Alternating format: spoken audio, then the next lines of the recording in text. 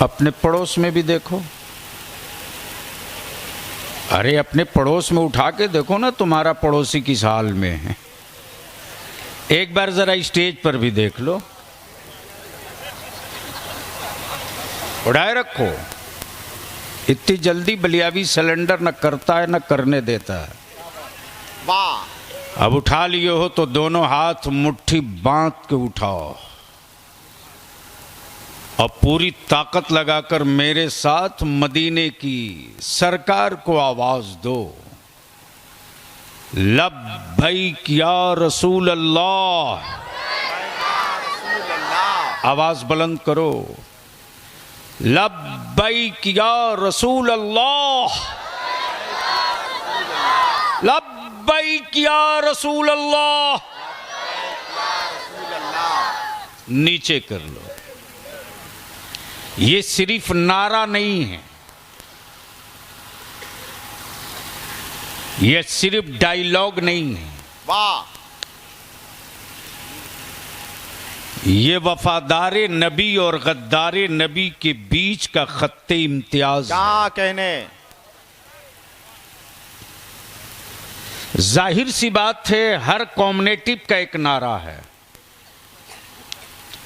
हर party का एक नारा है, हर ग्रुप का एक नारा है।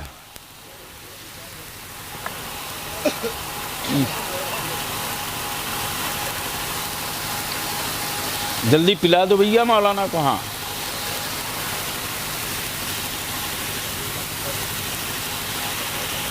हर तबके का एक नारा है। बहुत अच्छे। मजलूम और कमजोरों ने अपने हक और इंसाफ का नारा अलग किया। तवज्जो चाहूं, मुल्क की आजादी की जंग लड़ने वालों ने अपने वतन का नारा अलग किया।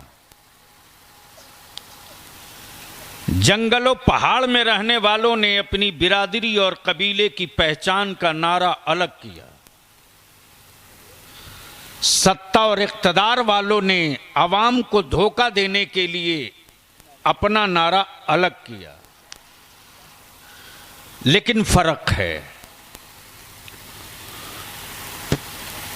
सत्ता और इख्तदार की पार्टियों के नारे ट्रकों पे पढ़ने को मिलते हैं और मुस्तफा के गुलामों के नारे इनके दिलों की तख्तियों पे लिखे मिलते हैं। और ये नारा सिर्फ भारत में नहीं गूंज रहा है, अब तो हाफ पैजामा परेशान है। समझे कि नहीं समझे? वाह। अगर ये नहीं समझे तो इंडिया में पैदा क्यों हो गए? इसलिए कि उनकी सही पहचान अरब ने नहीं बताया, बरेली के इमाम अहमद रजा ने बताया। क्या कहने। और ये दो हाफ भारत के लिए कभी भी किसी भी समय लाभदायक नहीं रहा। एक हाफ पैंट, एक हाफ पैजामा। आप लोग डर तो नहीं रहे? हजरत पूछना जरूरी है। हाफ पैंट हाफ पैजामा। अभी गया था बहराइच शरीफ, जैसे ही खड़ा हुआ वैसे ही मालूम हुआ भौकाल हो गया पूरे प्रशासन में। ये आया कब? मैंने माफ करना जी, मेरे नाम के साथ बलियावी लिखा है। भारत की आजादी से 6 घंटा पहले आजादी का ऐलान कर चुका था, इसीलिए मेरा इतिहास पढ़ लेना। दब कर वो बातें करेगा जो 2 नंबर का हिंदुस्तानी होगा। सहम के वो गुफ्तगू करेगा जिसके बाप दादा का खून आजादी में नहीं गिरा होगा। उनकी औलादों को लाल आंखें मत दिखाओ। अंग्रेजों का दूध पीने वाला, हिंदुस्तान के कलेजे की रोटी खाने वाले को कभी लाल आंख दिखाने की गलती मत करना, वरना अमेरिका और इजराइल का नशा उतरने में ज्यादा वक्त नहीं लगा है। आप डर तो नहीं रहे हो? तो बोल क्यों नहीं रहे हो जोर से? जोर से रंग में मस्ती में आ जाओ, तकरीर कर दे, फिर पता नहीं दोबारा वापस होंगे कि नहीं। बेपनाह में मुबारकबाद दूं मदरसे की दीवार, इमारत और जमीन देखकर। काबिले सताइश हैं हमारे असातिज़ा, लेकिन मजलूम भी इस दौर में कोई तबका है तो वालिमों का है। और सबसे बड़ा मजलूम तो मस्जिद का इमाम है रे।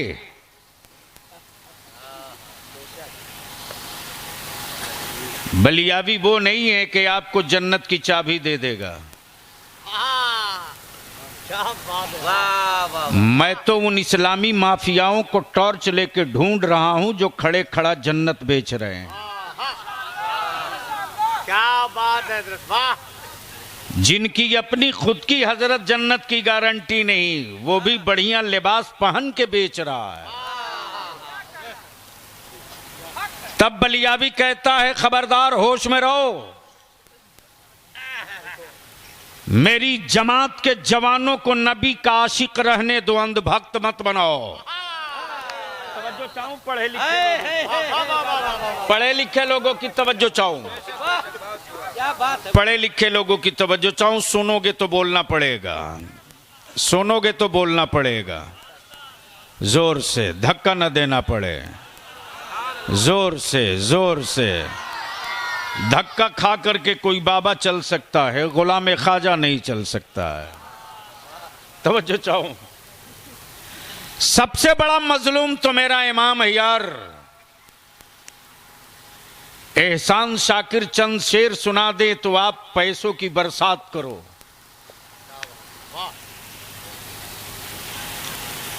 सद्दाम राही चंद मिसरे सुना दे तो लुटाए दो, खूब लुटाओ। मैं इन लोगों से जलता नहीं हूं, मोहब्बत करता हूं। लेकिन एहसान शाकिर और बलियावी से ज्यादा तुम्हारे नजराने का सही हकदार तेरी मस्जिद का इमाम है रे। तवज्जो चाहूं अहले इल्म की, माशाल्लाह, वाह वाह वाह। अहले इल्म की। लेकिन मेरी कौम का एक मिजाज बना है, मौलवी गरीब रहे तो खुशी होगी, आलिम मजबूर रहे तो हमारी बाँछें खिलेंगी। आलिम पैदल चले तो मुस्कुराने को मौका मिलेगा। बलियावी कहता अपनी इस रविश को बदल दो, अपनी जहनियत को तब्दील करो। मुल्क पहचाना जाता है झंडों से, मुल्क का कानून पहचाना जाता है संविधान से, और मजहब का सही तारुफ होता है मजहब के रहनुमाओं से। अगर तेरे मजहब का रहनुमा सेहतमंद और बादशाह की तरह दिखेगा तो दुनिया एक कुफ्र की ताबूत में कील ठोक दी जाएगी कि जब मजहब का रहनुमा इतना खुददार है तो मजहब के मानने वाले कितने खुददार होंगे। इसलिए आज बलियावी थोड़ी कड़वी दवा आपको जरूर देगा। हां, ये सही है कि मैं न किसी जलसे वाले की शर्त कबूल करके तारीख देता हूं, न किसी जलसे वाले की शर्त पर आता हूं। जी हज़रत, इस मामले में बिल्कुल नए। मैं जानता हूं कि स्टेजों की उम्र क्या है और मुझको पैदा क्यों किया गया है और बलियावी को रईसुल कलम ने पाल कर तैयार क्यों किया है। तवज्जो चाहूं। ये मेरे सामने एक भीड़ है जिसे आप मुलाहिजा कर रहे हो, ज़ियारत कर रहे हो। ईमान से बोलना, मखदूमपुर के किसी सेठ की औकात है जो अपने बेटे की पगड़ी बांधने के लिए इतने आलिमों को इकट्ठा कर ले? बोलो ना यार, बोलो ना, बोलो ना। औकात है किसी सेठ की? हिम्मत है किसी सेठिए की? आखिर ये जो उलमा चले, चश्मे रहमत के सदर मुदर्रिस चले, जो मेरा मादर इल्मी है, दिगर मकामात से दरसगाहों की जो शान है वो चले। क्यों चले, काहे चले? किसी सेठ की पगड़ी नहीं बांधनी है और किसी सेठ के बेटे के लिए हमें खड़ा नहीं होना है, बल्कि जो दरसगाहों में बुखारी पढ़ा रहा है, जो दरसगाहों में क़िरात पढ़ा रहा है, जो दरसगाहों में कुरान हिफ्ज करा रहा है, जो मुसल्ले इमामत पर खड़ा होकर इमामत कर रहा है, फख्र के साथ सीना चौड़ा करके खड़ा होकर सर पे दस्तार बांध रहा है और ये पैगाम दे रहा, देख यही तो इस्लाम है, यही तो मेरे नबी का दीन है, यही तो रसूलुल्लाह का कानून है। जब मदरसा मखदूमिया में बच्चे आए थे तो मेरे किसी आलिम ने नहीं पूछा तू किस बिरादरी का है, मेरे आलिम ने यह नहीं पूछा कि तू किस जात का है, मेरे आलिम ने यह नहीं पूछा कि बोल तू शरीफ घराने का है या बदमाश घराने का है। लेकिन वाह वाह वाह वाह, जबकि मदरसों में हजरत कोई एक बच्चा अब तक मेरी लाइफ में नहीं मिला, एहसान शाकिर साहब, जिसका गार्जियन आकर यह कहे किसी मुदर्रिस से कि मेरा बेटा बहुत जीनियस है, इसका दाखिला ले लो, मेरा बेटा बहुत ज़हीन है, इसका दाखिला ले लो, मेरा बेटा पढ़ने में बहुत तेज है, इसका दाखिला ले लो। बल्कि जब लेकर आता है तो कहता है हजरत मैं तंग आ गया हूं तब लेकर आया हूं, मैं बिल्कुल थक गया हूं तब लेकर आया हूं। मैं भी सोचते रहा कि मदरसा मखदूमिया में कहीं हवालात है क्या, मदरसा मखदूमिया की ऑफिस में कहीं हथकड़ी या बेड़ी है क्या। आए हाय हाय हाय हाय, बाप कहते रहा कि बेटा बहुत बदतमीज है, बेटा बहुत शरीर है, तंग आया हूं तब लेकर आया हूं। मेरा आलिम कहता है घबराइए नहीं, बच्चा है ठीक हो जाएगा, बच्चा है सुधर जाएगा, बच्चा है संभल जाएगा। जैसे ही बच्चे का फॉर्म भरा, दाखिला हो गया, मैंने कहा यहां के सदर मदरस क्या नाम भैया, कारी शकील अहमद हैं कि नहीं, पगड़ी बांधे, सुभान अल्लाह। कारी शकील साहब से मैंने कहा भैया कहीं कैद खाना बनाए हो क्या ठीक करने के लिए? कहा कोई कैद खाना नहीं। मैंने कहा कहीं कोई रस्सी हथकड़ी बेड़ी है? कहा कोई रस्सी हथकड़ी बेड़ी नहीं। मैंने कहा बाप ने कहा कि तंग आया हूं तब लेकर आया हूं। भाई ने कहा जब सुधरने की कोई उम्मीद नहीं थी तब लेकर आया हूं। चचा ने कहा पूरा घराना आजिज हो गया था तब लेकर आया हूं। आखिर इसको सुधारने के लिए कोई कैद खाना, कहा कुछ नहीं, मदरसे के रूम के सारे दरवाजे खुले हैं, मदरसे के रूम की हर खिड़कियां खुली है, जहां चाहो वहां रहो, जहां चाहो वहां सो, जैसे चाहो वैसे सो। कुर्बान जा यार इन गूंगी ईंटों की तासीर पे। मुस्कुराओ अपने मुठिया के चावल पर, नाज करो अपनी ज़कात के सिक्कों पर, फख्र करो अपने अतियात के सीमेंट की बोरी पर, और इतराओ पूरे भारत में नहीं पूरी दुनिया में। अमा बलिया भी तो डंके की चोट पर कहता है ये इस्लाम है इस्लाम, जो हुकूमत के खजानों के सिक्कों से जिंदा नहीं रहता, मुस्तफा के आशिकों के कुर्बानी से जिंदा रहता है। सुभान अल्लाह, नारे तकबीर, नारे रिसालत, वाह वाह वाह वाह वाह, सुभान अल्लाह सुभान अल्लाह। मौलाना ये सिखाई हुई फौज है क्या?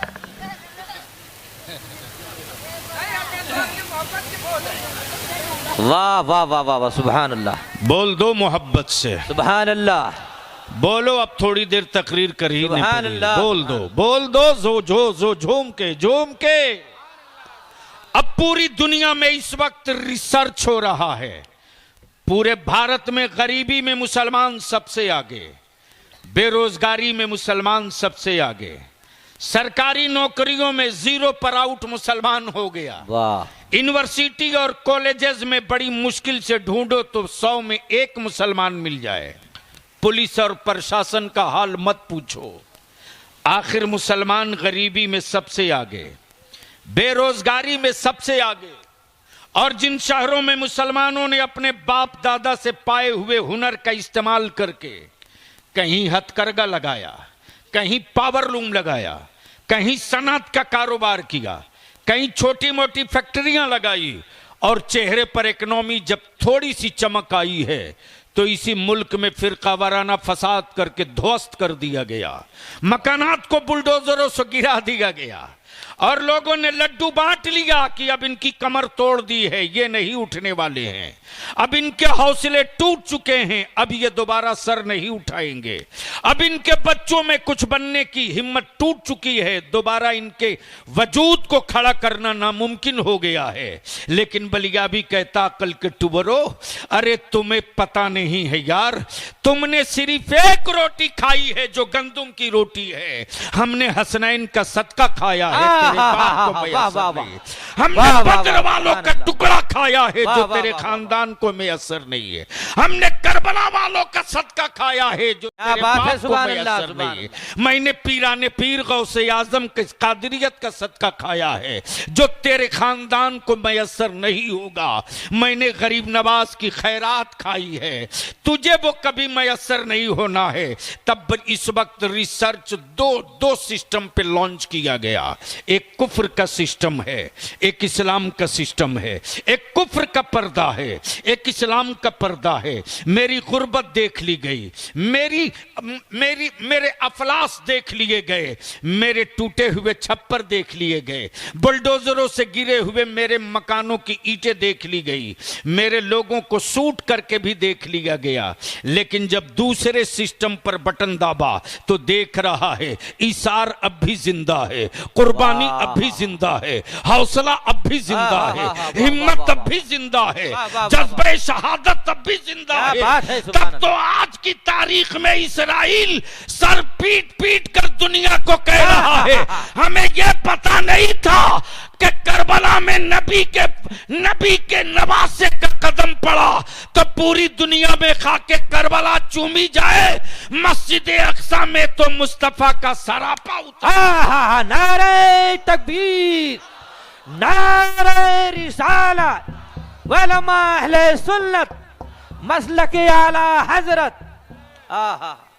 आवाज बढ़ा दो भैया। भैया आवाज मत बढ़ाओ, तुम जो बार बार इसमें डाल दे रहे हो ना इक्को, ये तुम्हारे दो डब्बा पूरे देश को तबाह किया, तुमने तो 1 दर्जन खड़ा कर दिया। ये वाला नहीं समझ पाए, अखबार पढ़ते तब ना समझते। अब ज़हन को थोड़ा सा करीब कर लो, मोहब्बत से बोल दो सुभान अल्लाह, सुभान अल्लाह। एक बार धीरे से बोल दो सुभान अल्लाह। लेकिन याद रखना मुसलमानों, भारत के डीएनए में नफरत नहीं है, हिंदुस्तान की मिट्टी में नफरत नहीं है। हाँ, कुछ पार्टियों के मुट्ठी भर लोग कॉमनल हो सकते हैं, भारत कॉमनल नहीं हो सकता। वाह। और रिसर्च इस पर भी हो रहा है कि हर जुल्म के साथ भी वतन से वफादारी कोई मुसलमान से। सुभान अल्लाह, सुभान अल्लाह। कमजोर तो मुसलमानों तुमने किया रे। बलियाबी तो कहता सिर्फ एक खर्च बचा लो, एक खर्च 5 साल के लिए बलियाबी की मान लो। और हमने ये तहरीक छेड़ी है, अब रंग लाने लगा है। हिम्मत है तो बिहार झारखंड में जहां जहां तहरीके बेदारी गुजर चुकी है, कोई बेटे की शादी में डीजे और बाजा बजाकर दिखा दे। नौजवान से लेकर मस्जिद के इमाम तक एक हो गए। वाह। और मैं अपने उलमाए कराम से विनती करके कहूंगा, अल्लाह के वास्ते अब घड़ी देखकर काम करने का वक्त नहीं है। वो कौन सी चीज है जो मेरे बच्चों ने हमारे आलिमों को नहीं दिया जनाब? आलिमों ने कहा मदरसा बनाना है, हमारी कौम ने कहा मौलाना मेरा घर बाद में बनेगा, 1000 ईंट ले लो। सुभान अल्लाह, सुभान। आलिमों ने कहा मस्जिद की तामीर हो रही है, मेरी कौम के जवानों ने कहा मौलाना मैं कुछ कम खा लूंगा इस महीने, 10 बोरी सीमेंट ले लो। आपने कहा कि ये काम करनी है। मेरे बच्चों ने, मेरी कौम ने कहा मैं पीछे नहीं हूं। हम अपने आलिमों से विनती करके कहेंगे अब वक्त वो नहीं कि हम घड़ी देखकर काम करें, बल्कि वक्त ये आ गया है कि हम अपनी नस्लों के मुस्तकबिल की जरूरत देखकर काम करें। अल्लाह सुभान अल्लाह। और इसमें कोई दो राय नहीं कि हिंदुस्तान में जब जब कोई जुल्म का बादल उठा है तब तब उसे औकात में लाने के लिए किसी यूनिवर्सिटी का प्रोफेसर सामने नहीं आया, किसी कॉलेज का कोई लेक्चरर सामने नहीं आया, किसी स्कूल का कोई टीचर सामने नहीं आया। भारत की आजादी की जंग चल रही थी लेकिन विक्टोरिया के गुंडे मुस्कुराते थे। ये लोग कितने दिनों तक टिकेंगे विक्टोरिया के गोली और डंडों के सामने? ये लोग कितने दिनों तक बाईकाट बहिष्कार करेंगे विक्टोरिया की हुकूमत के सामने? और उसी विक्टोरिया के गुंडों ने और शासन ने यही कहा था भारत की आजादी की जंग लड़ने वालों को, दिस इज एंटी नेशन, ये टेररिस्ट हैं, ये आतंकवादी हैं, ये दहशतगर्द हैं। बलियाबी कहता अगर अपने वतन की आजादी की बात करना दहशतगर्दी है तो बैतुल मुकद्दस की आजादी की जंग लड़ने वालों को तुम दहशतगर्द कहते रहो, वो जंग लड़ते रहेगा। सुभान अल्लाह सुभान। मस्जिद अक्सा की आजादी की बात करना अगर दहशतगर्दी है तो पूरी दुनिया दहशतगर्द कहते रहे, वो मुसल्ले बैतुल मुकद्दस लेके रहे। सुभान अल्लाह सुभान अल्लाह। इसलिए कि मुझसे मेरा सिर्फ मिट्टी का रिश्ता नहीं, ईमान का रिश्ता है। सुभान अल्लाह सुभान अल्लाह। वक्त होता और हालात होते तो मैं एक वर्क पलट के रख देता। भारत से एहसान शाकिर साहब पहली आवाज बलियाबी की उठी थी। सुभान अल्लाह। लेकिन हैरत है काबे की कमाई खाने वाले सऊदिया के शाहों को होश नहीं आया। हैरत है सऊदिया के हुक्मरानों को होश नहीं आया। तब बलियाबी कहता काबे की कुंजी लेकर घूमने वालों, अरे तुमसे करोड़ों दर्जन अच्छा इस्लाम वाला भारत का मुसलमान है रे। सुभान अल्लाह सुभान अल्लाह। तुम काबे की कमाई तो खाकर सेहत बना लिए, ईमान न बना सके। हम भारत में गरीब नवाज का टुकड़ा खाकर ईमान भी बचा लिए, हिंदुस्तान भी बचा। नारे तकबीर, नारे रिसालत। वाह वाह वाह वाह वाह। सुभान अल्लाह सुभान अल्लाह। वाह वाह वाह वाह। लेकिन अब यहां रुक कर मैं एक बात अर्ज करूंगा। हजरत, इस वक्त जन्नत बेचने वालों की भीड़ लगी और बेचवाने वाले भी क्या खूबसूरत लिबास में दलाल उतरते हैं। क्या बात है। हजरत आप हैरत कर रहे हैं। हमारे अब हजरत बहुत पुराने हैं, बचपने में इन लोगों ने बहुत उठा पटक किया।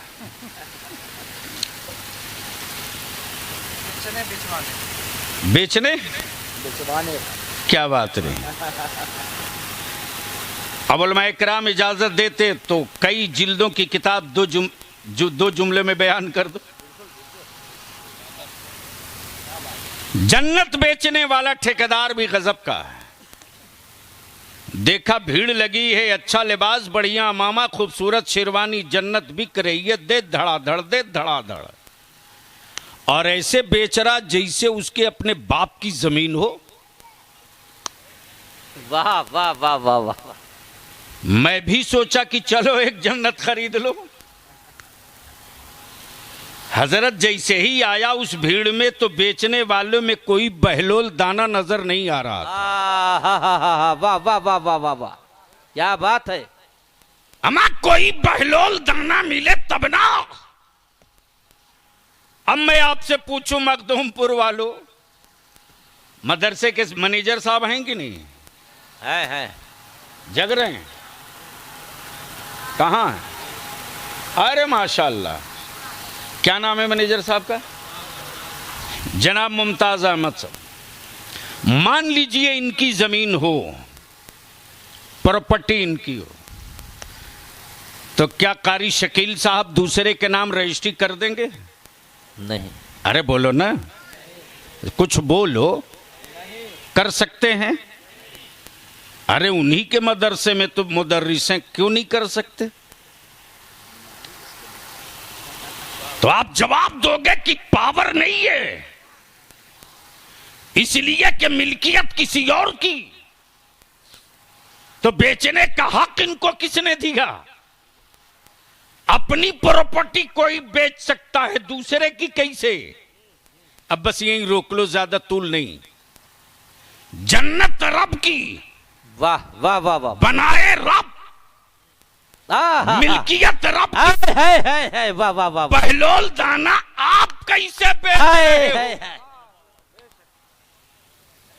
बहलोल दाना आप कैसे बेच रहे हो? ना आप नबी हो, ना आप रसूल हो, वाह, ना आप पैगंबर हो, फिर ये बेचने का पावर?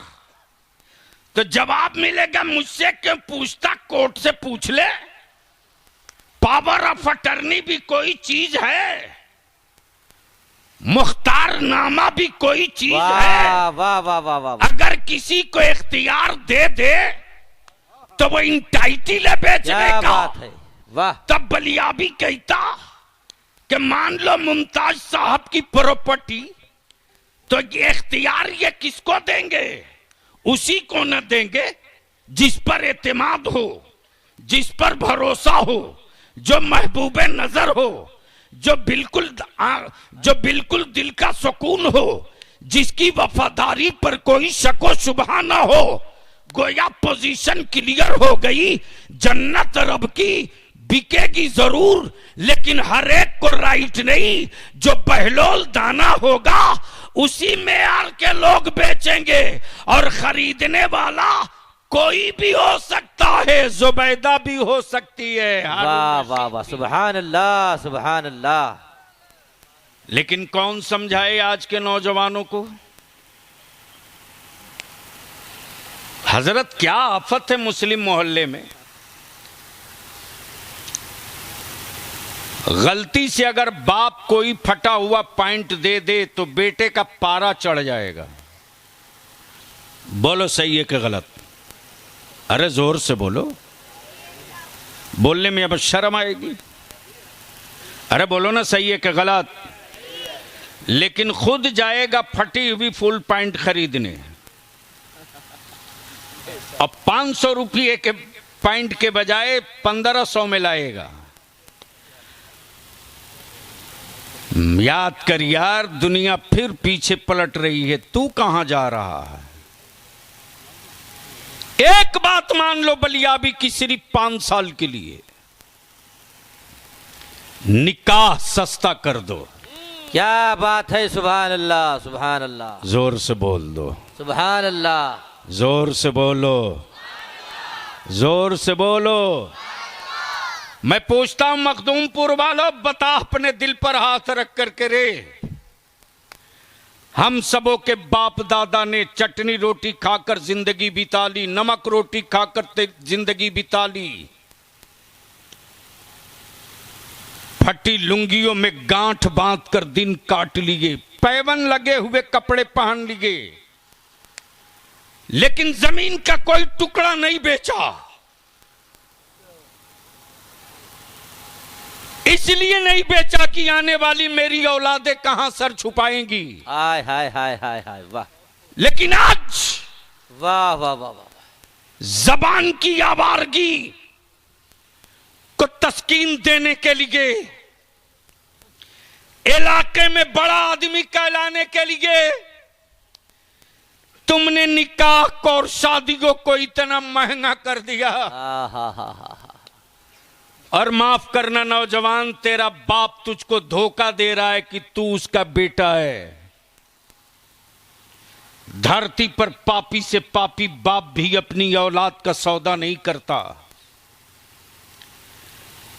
लेकिन सोच जरा कि जब तेरी जवानी फटती है, और तेरे चेहरे पर हुस्न के गाजे उभरते हैं, तो वही बाप जो तेरे लिए कभी तड़पता था, तुझे बुखार आने के बाद वही बाप तेरा सौदा कर रहा है। कीमत 3 लाख रुपया एक मोटरसाइकिल, कीमत एक 4 चक्का और सारा सामान।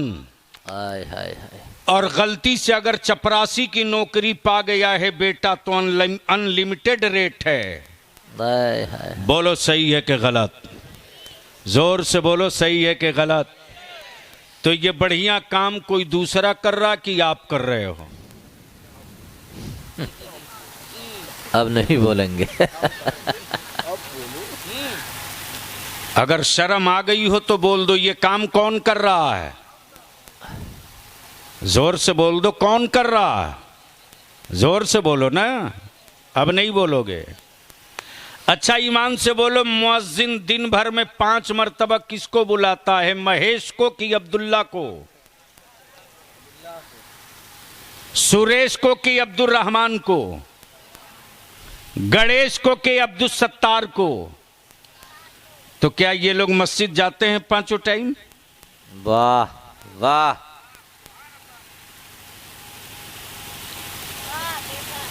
तो अगर कोई मस्जिद ना जाए तो हजरत इसका मतलब मुअज्जिन को अजान देना बंद कर देना चाहिए। लेकिन कुर्बान जा रब के हाय हाय हाय। उस मुनादी पर, हा। मुसलमानों तुम सुनो न सुनो, मैं सदा देते रहूंगा। हा। मुसलमानों तुम सुनो न सुनो, मैं तुझे बुलाते रहूंगा। मुसलमानों तुम सुनो न सुनो, मैं आवाज लगाते रहूंगा।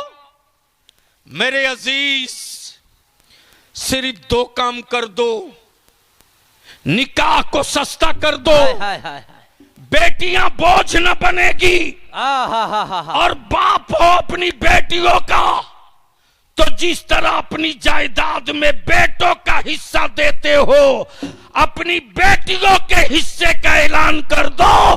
कोई बेटा तेरी बेटी से निकाह के लिए जहेज और तिलक नहीं। नारे तकबीर, नारे रिसालत, उलमा अहले सुन्नत, मसलक आला हजरत।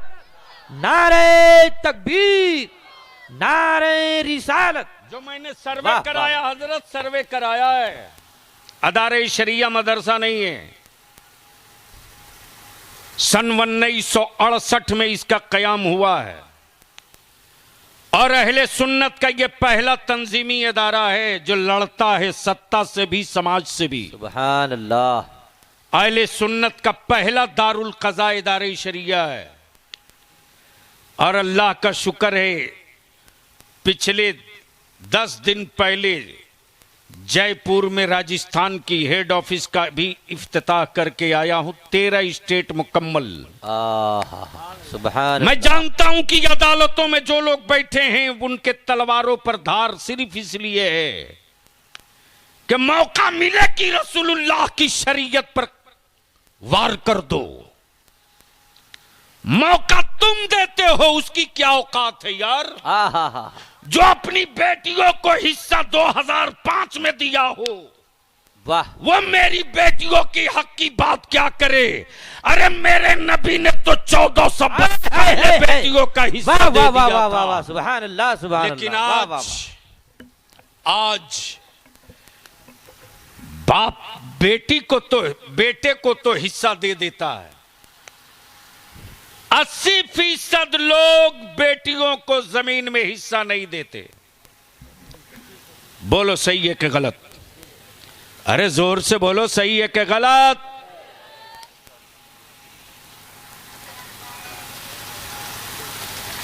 अगर हर बाप बेटे की तरह अपनी बेटियों को भी अपनी जमीन जायदाद में हिस्सा दे दे, जो इस्लाम का हुक्म है, तो हमें नहीं लगता है कि बेटियां मेरी बोझ बनेगी। हिस्सा ना देने वाला मुजरिम है, लिख लो।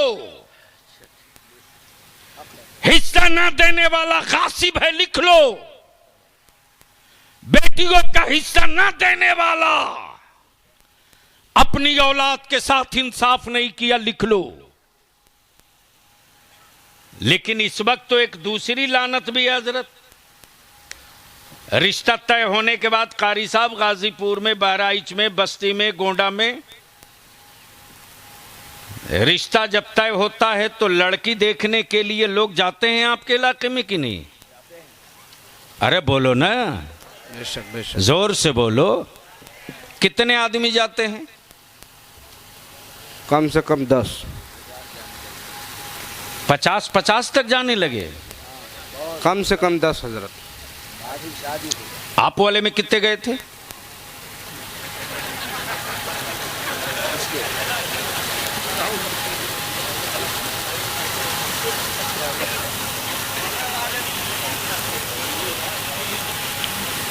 तो सिर्फ मर्द जाते कि औरतें भी जाती? अरे बोलो ना, इस्लाह मुआशरा कर रहे हैं। मर्द नहीं जाते? मर्द जाते हैं। किसको देखने जाते हैं? लड़की देखने। यानी जो औरतें गई हैं अंधी हैं, मर्द आंख वाले हैं। एक औरत उसमें नहीं रहती जो उस लड़की से पूछ ले कि बेटा तुझको कुरान शरीफ पढ़ने आता कि नहीं। एक औरत नहीं जान पूछती उस बच्ची से कि बेटा तुझको वजू करने आता कि नहीं। और जिस लौंडे को हिंदी में दरखास्त न लिखने आवे, वो लौंडा उस बच्ची से अंग्रेजी में सवाल करता है। बोलो सही है कि गलत? अरे जोर से बोलो। तो शर्म आती है कि नहीं आती है?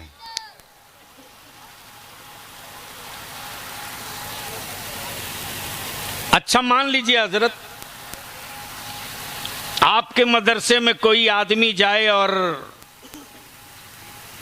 बिस्किट भी हो, चाय भी हो, मिठाई भी हो, सब हो, दस्तरखान भी हो, और मखदूमपुर से जाने वाले को कह दीजिए कि जनाब वहीं चाय भी है, बिस्किट भी है, सेब भी है, मिठाई भी है, नमकीन भी है, जाइए खुद से लेकर खा लीजिए। तो उस वक्त सेठ का पारा चढ़ेगा कि नहीं? ऐसा वैसा नहीं चढ़ेगा हजरत। बोलेगा मुझको फकीर समझ लिया क्या मौलाना आपने? लेकिन क्या गजब का मुसलमान है हजरत। बारात में जाएगा तो प्लेट लेकर लाइन में खड़ा होगा, भिखमंगे की तरह लाइन में खड़ा होगा, और उसके बाद बोलेगा क्या स्मार्ट इंतजाम है यार, यानी यहां के लोग बड़े क्वालिफाइड हैं। अरे प्लेट पकड़ा कर तेरी औकात बता दिया यार। कहां जा रहे हो जमाने की चमक की तरफ? लौट मुस्तफा की सुन्नतों की तरफ। बिछाओ जमीन पर चादर और दरी और ऐलान करके कह दो कि रसूलुल्लाह के आशिक की बेटी के निकाह में आए हो। जानवरों की तरह न मैं खाता हूं न खिलाऊंगा, मुस्तफा के गुलामों की तरह खाता हूं, मुस्तफा के गुलामों की तरह खिलाऊंगा। सुभान अल्लाह, सुभान अल्लाह। लेकिन कौन समझाएगा आपको? चूंकि आपको तो नशा चढ़ा है मॉडर्न कहलाने का। अच्छा, बेटों का रेट भी कितना खूबसूरती से बढ़ाता है। बोलेगा साहब हम लोग शरीफ खानदान के हैं, हमारे बाप दादा ने कभी किसी से मांगा नहीं है। वैसे फलाने गांव से एक साहब आए थे, उनको तो आप जानते ही होंगे। वो अपने से कह रहे थे कि हम 4 चक्का भी देंगे, 5 लाख अलग से दे देंगे। और वैसे सोफा, टीवी, फ्रिज, एसी तो आजकल गरीब भी दे रहा। वैसे हमारा कोई डिमांड नहीं है। 2 जुमले की गुफ्तगू सुन ले ईमान वाला, अगर तेरे दिल सीने में धड़कता दिल है तो। अगर लड़का हो तो बीवी मत ढूंढो, अपने बच्चे की मां ढूंढो। अगर दादा हो तो पोते की बीवी मत ढूंढो, अपने पोते की औलादों की बेहतर औलाद के लिए उसकी मां ढूंढो। जब मां होगी ना, जब मां ढूंढोगे तो बेटे के लिए, बेटे को सुधरने के लिए ताबीज नहीं मांगना पड़ेगा। लेकिन कौन समझाए साहब, ये भी दुकान गजब की है। और क्या ये भोले बच्चे हमारे एक वक्त की हरामखोर नमाज नहीं पढ़ा और 5-5 अंगूठी हाथ में पहना, बाबा घूमे फिर रहा। बोलो सही है कि गलत? जोर से बोलो, जोर से बोलो। अरे मुसलमान, जो खुद तेरी चाय का मोहताज हो, जो खुद तेरे दस्तरखान और खाने का मोहताज हो, वो तेरे लिए क्या करेगा? और एक तीसरी लानत ये भी आ गई हजरत, साल में 3 बार उमरा पे जाओ। और माफ करेंगे हजरत कारी साहब, हमारे ही स्टेज से खूब फजीलत बयान की जाती, अरे फलाने साहब तो इन साल 2 उमरा कर लिए, इन साल इनका 12वां उमरा मुकम्मल हो गया। कमाल है रे भाई।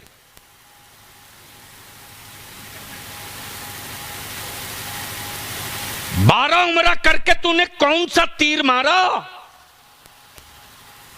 काश उमरा पर जाने से पहले अपने पड़ोस के किसी गरीब के दरवाजे गया होता। काश हज पे जाने से पहले अपने खानदान के किसी गरीब के दरवाजे गया होता। काश उमरा पर जाने से पहले अपने भाई भतीजों की गुर्बत पे नजर डाल लिया होता। अरे सुन, अगर दिल साफ हो, नीयत साफ हो, ईमान मुस्तहकम हो, खुदा की खशियत हो, नबी का सच्चा इश्क हो, तो याद रखना तू काबे को चल के क्या जा रहा। जिनका दिल खशियत इलाही से लरसते रहा और नबी के इश्क में तड़पते रहा, उन्हें काबा जाने की जरूरत न पड़ी, काबा उनके दरवाजे खुद ही चल के आया। नारे तकबीर, यह भी तारीख है, यह भी तारीख है। लेकिन क्या मजे की बात है, उमरा पर जाने से पहले एक दावत, ये जाने की खुशी में, और हज करके लौटे तो एक और हजियाना की दावत। बोलो सही है कि गलत? जोर से बोलो, सही है कि गलत? अल्लाह के वास्ते अब रहम कर दो। जिंदगी में 2 बार हज फर्ज नहीं है, सिर्फ 1 बार, और वो भी उस मुकद्दस मकाम पे बार बार जाओ। अल्लाहू अकबर। ज़हन को थोड़ा सा करीब कर ले। सैयदना इमाम मोहम्मद ये मौलाना नहीं है, वक्त के इमाम हैं, जिनके शागिर्दों की तारीख पढ़ने के बाद दिमाग की चक्री घूम जाती है। समझ में नहीं आता वो लोग कितने बड़े इल्म वाले थे। यहां तो 4 वरक पढ़ के लिया अरबी के, बस समझता है कि तन्हा मैं ही पहाड़ हुई इल्म का। लेकिन जिनको नशा चढ़ गया था 4 वरक पढ़ने के बाद, जब बरेली के इमाम अहमद रजा से पल्ला पड़ा तो समझ में आ गया कि अरे इसको है हिमालय के सामने मेरी औकात तो एक 10 ग्राम पत्थर के बराबर भी नहीं है। कहां वो, कहां मैं। सैयदना इमाम मोहम्मद के शागिर्द ने अर्ज की, हुजूर मैं हज को जाना चाहता हूं। सैयदना इमाम मोहम्मद मुस्कुराकर फरमाते, अच्छा आपने शहर तैयबा की अजमत समझ लिया है? अल्लाहू अकबर। क्या कहा? शहर रसूल की अजमत समझ लिया है। फिर कुछ दिनों के बाद अर्ज की, हुजूर मैं हज को जाना चाहता हूं। फरमाया कि क्या आपने मेरे आका करीम के शहर मुअज्जम के मर्तबे को समझ लिया है? जब शागिर्द बहुत जिद कर गया तब सैयदना इमाम मोहम्मद ने कहा जा, लेकिन इतना ख्याल रखना कि शहर रसूल की गलियों की तौहीन न करना। अल्लाहू अकबर। जब सैयदना इमाम मोहम्मद के शागिर्द दाखिल होते हैं तो देखते हैं मदीने तैयबा में सामने से एक कुत्ता आ रहा, और कुत्ते को आता देखकर सैयदना इमाम मोहम्मद के शागिर्द कभी दाएं कभी बाएं, कभी बाएं कभी दाएं, कभी दाएं कभी बाएं, कि कहीं ये मुझे छू न दे। जब उनके शागिर्द को लगा कि नहीं अब ये कुत्ता हमें छू देगा, तो इनके हाथों में डंडा था, कुत्ते की पुश्त पे मार दिया। वापस लौटे हैं अपने उस्ताद के पास हज करके, तो दिल में तमन्ना और हुमक थी कि लौट रहा हूं तवाफ़े काबा और रोज़े रसूल की जियारत के बाद। मेरा उस्ताद मुझे गले लगाएगा, मेरा उस्ताद मेरी आंखों की पुतलियां चूमेगा, मेरा उस्ताद मेरी बलाएं लेगा, मेरा उस्ताद मुझसे बहुत खुश होगा। सैयदना इमाम मोहम्मद तशरीफ फरमा है। शागिर्द आया, आने के बाद सलाम किया। सैयदना इमाम मोहम्मद ने चेहरा फेर लिया, दाएं से बाएं फेर लिया। दोबारा जब फिर घूमकर सलाम किया सैयदना इमाम मोहम्मद ने फिर चेहरा फेर लिया, फिर चेहरा फेर लिया। बारिश हो रही है क्या? बस 1 मिनट। ओए बूंदों से क्यों भाग रहा तू? लो 4 बूंद गिरी नहीं कि चलने लगे। बोलो झूम कर या रसूल अल्लाह। ओए जोर से बोलो या रसूल अल्लाह, या रसूल बस अल्लाह। आखिरी हिस्सा। सोचा था शागिर्द ने कि मेरा उस्ताद मुझे गले लगा लेगा। जब तीसरी मर्तबा सलाम किए इमाम मोहम्मद ने कोई जवाब न दिया। तब शागिर्द सामने आकर पैर पकड़कर कदम पकड़कर अर्ज करने लगा, हुजूर आपने इजाजत दिया तब गया था, मुझसे कौन सी खता हो गई? सैयदना इमाम मोहम्मद की आंखें बरसने लगी, झरझर झरझर। फरमाते, मैंने तुझसे पहले ही कहा था ना कि तू मेरे आका के शहर मुअज्जम की अजमत समझा है कि नहीं समझा? बता, मेरे आका के गलियों में तुझे कोई कुत्ता मिला था? कहा? हाँ मिला था, मिला था। सैयदना इमाम मोहम्मद फरमाते कि उस कुत्ते की पुश्त पे तूने डंडा मारा था ना? कहा हाँ, जब मुझे लगा कि मुझको छू देगा तो मैंने उस कुत्ते की पुश्त पे इसी डंडे से मारा था। सैयदना इमाम मोहम्मद फरमाते, तो फिर ले, जिस कुत्ते को तूने डंडा मारा था उसके निशान इसी कुत्ते की पुश्त पे पड़ा हुआ है, देख ले। नारे तकबीर, नारे तकबीर, नारे रिसालत, गाज़िए मिल्लत। तब मेरे आला हजरत फरमाते हैं, तब मेरे आला हजरत फरमाते हैं, कोई तुझसे वाह वाह माशाअल्लाह, क्यों पूछे तेरी बात रजा? सुभान अल्लाह। वो शहर रसूल है यार, वहां हवाएं भी बड़ी अदब से गुजरती हैं, बेशक बेशक वहां बुलंद आवाज से बोलना भी जुर्म है। बेशक। उस शहर मुअज्जम की अजमत को समझ लो तब हज को जाओ। लेकिन मोबाइल का डब्बा लेकर जाने वालों, उस वक्त लगता है मेरे अल्लाह मेरी आंखों की रोशनी छीन ले, जब खाने काबा पीठ की तरफ होता है सेल्फी लेकर भेजता है, रोज़े रसूल पीठ की तरफ होता है सेल्फी लेकर भेजता है। अपने बाप को हज पे भेजो तो समझा कर भेजो कि अब्बू सब काम करना। अरे जब हम उस तरफ थूक नहीं सकते जिस तरफ किबला हो, तो खाने काबा की तरफ खड़े होकर काबा के सामने पीठ कैसे कर लेते हो, अपने को बचा के लौटा लेना। अल्लाह। इसलिए मेरे अजीज, इन्हीं चंद जुमलों के साथ मैं आपसे अर्ज करूंगा, निकाह को सस्ता करो और उसी पैसे को बचाकर अपनी औलादों को पढ़ा दो। बेशक बेशक। सिर्फ 5 साल लगेगा, 5 साल। बेशक। और मैं मैनेजर साहब आपसे दस्तबस्ता गुजारिश करूंगा, मेरी कौम कुर्बानी में कभी पीछे ना हटी है ना हटेगी। बेशक। और जितना बड़ा काम आप कर रहे हैं, सिर्फ इसको मदरसे की दीवार तक महदूद मत रखिए। बेशक। मंसूबा रखिए कि इसी के आगे और पीछे हम स्कूल और कॉलेज भी बनाएंगे। बेशक। ताकि जब हम दस्तार बांधे अपने बच्चों के सरों पर, तो हमारे बच्चों के सीने में जहां हिफ्ज़े कुरान की नेमत हो, वहीं उनके हाथ में सत्ता और पावर का कलम भी हो। और जिस शोबे हयात में बैठ जाए वो बता दे कि मदारिस की चटाइयों को कमजोर मत समझना, तेरे सोफों की औकात हम खूब जानते हैं। अल्लाह तबारक व तआला अमल खैर की तौफीक रफ़ीक अता फरमाए। खड़े हो जाए, सलातो सलाम।